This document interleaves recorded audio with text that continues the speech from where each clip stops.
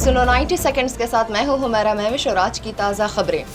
पाकिस्तान और अफगानिस्तान के दरमियान दो तरफा ताल्लुकात के फ़रोग़ के लिए जॉइंट कोऑर्डिनेशन कमेटी JCC का इजलास आज काबुल में हो रहा है, जिसकी नुमाइंदगी अफगानिस्तान के लिए पाकिस्तान के नुमाइंदे खुसूसी मोहम्मद सादिक कर रहे हैं।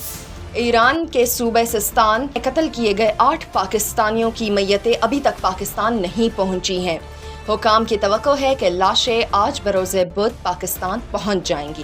खैबर पख्तूनख्वा की सूबाई डिजास्टर मैनेजमेंट PDMA ने खबरदार किया है कि सूबे के शुमाली इलाकों में बढ़ते हुए दर्जे हरारत से ग्लेशियर फटने से सैलाब आने का खतरा है। Chief of army staff general Asim Munir ने कहा है कि पाकिस्तान के दुश्मनों का ये ख्याल है कि मुट्ठी भर दहशतगर्द पाकिस्तान की तकदीर का फैसला कर सकते हैं, जबकि दहशतगर्दों की 10 नस्लें भी पाकिस्तान का कुछ नहीं बिगाड़ सकती। ईरान के सुप्रीम लीडर आयतुल्लाह खुमैनी ने कहा है कि वो अमेरिका के साथ मुज़ाकरात से मुतमईन है, लेकिन खबरदार किया है कि मुज़ाकरात किसी भी वक्त बेनतीजा साबित हो सकते हैं। आलमी मार्केट में पेट्रोलियम मसनूआत की कीमतों की कमी के बावजूद वफाकी हुकूमत ने पेट्रोल और हाई स्पीड डीजल की कीमतें बरकरार रखने का फैसला किया है। वज़ारत ख़ज़ाना ने इस हवाले से बाज़ाब्ता नोटिफिकेशन जारी किया है